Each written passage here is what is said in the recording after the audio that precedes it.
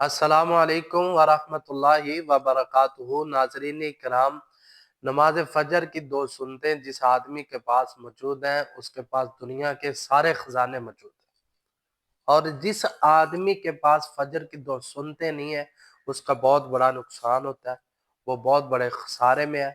جس آدمی کے پاس فجر کی دو سنتیں ہیں، قارون کے خزانے بھی مل کر اس آدمی کے پاؤں کے نیچے جو خاک ہے اس کا مقابلہ بھی نہیں کر سکتے۔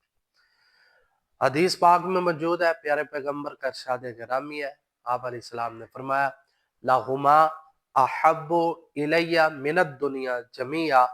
پیارے پیغمبر خود فرما رہے دنیا میں مجھے سب سے زیادہ جو پسند ہے، جس سے میں محبت کرتا ہوں، جو مجھے زیادہ محبوب ہے، وہ فجر کی دو سنتے ہیں۔